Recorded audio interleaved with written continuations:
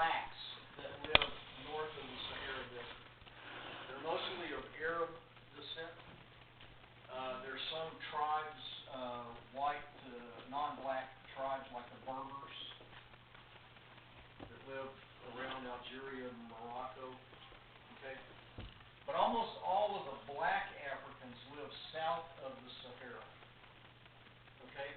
So this is called, this part of Africa here, in West Africa, Nigeria, Cameroon, is referred to as sub-Saharan Africa, or black Africa.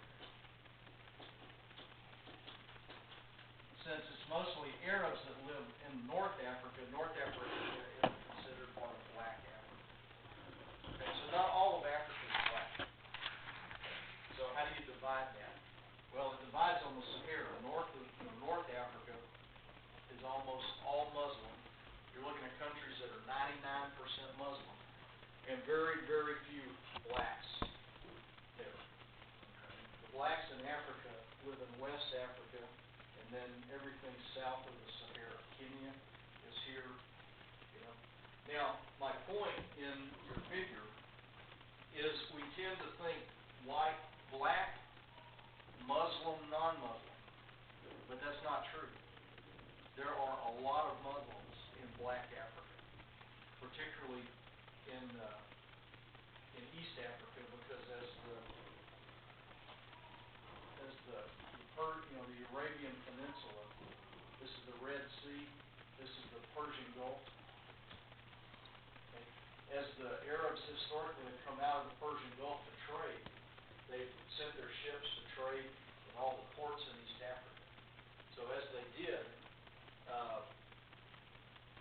they would pass on Islam, they would pass on words. Swahili is a combination of tribal languages with Arabic. Okay, so there's a lot of Arabic in. If you mix Arabic with tribal African languages, you get Swahili. That's what Swahili is. It's a trade language. So as the Arabs, who didn't speak the tribal languages, would come in and try to do business and try to communicate. So they kind of work out ways of communicating. You see this with Americans. When we live overseas, we'll start picking up local words. Çabuk is Turkish for hurry up. Well, every American family I knew would tell their kids çabuk. So you just kind of pick up words when you're there. And that's what Swahili became. So that answers your question, but more importantly is we tend to think of Muslims only in the north, but really there are millions of Muslims in black Africa. And we need to be aware of that.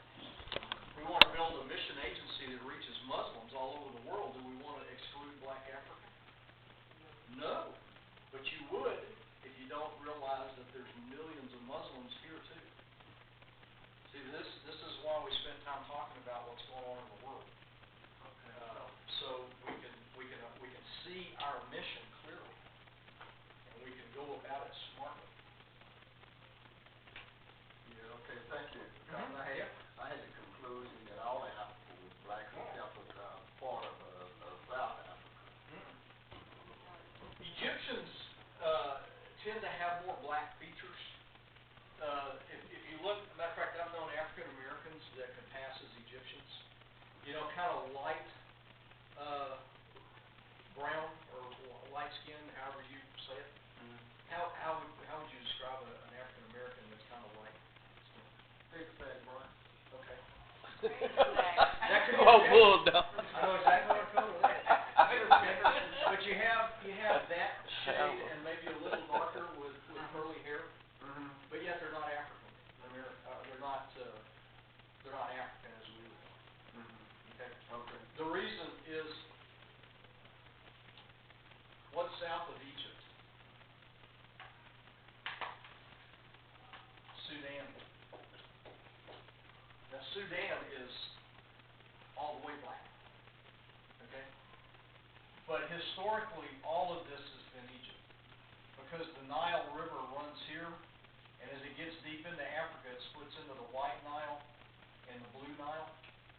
So Sudan's history is very closely related to Egypt's history, and in fact, for a while, Sudan was part of Egypt. So ethnically, for the Egyptians to be a little more black than most of the other North African people is not surprising if you know the history. But right beside Egypt is Libya. And then you got Tunisia, a little bitty country there, and then Algeria, and then Morocco. And then you have countries out here in the middle of the Sahara Desert. You know what the capital of Mali is?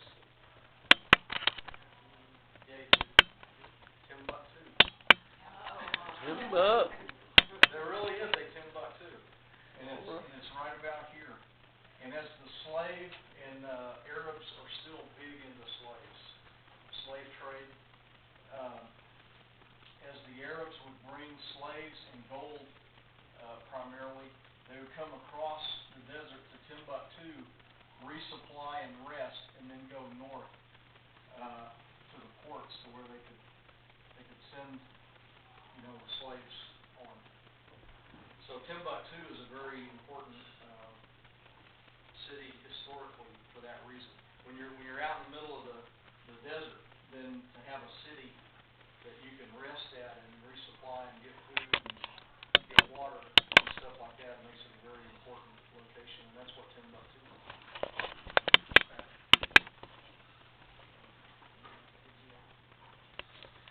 How can you love the world and you don't know where the world is? It kind of goes. I'm passionate about the world, the people of the world. Well, I don't even know where Arkansas is. Point to Arkansas on a map. Okay. That's up by Montana. All right.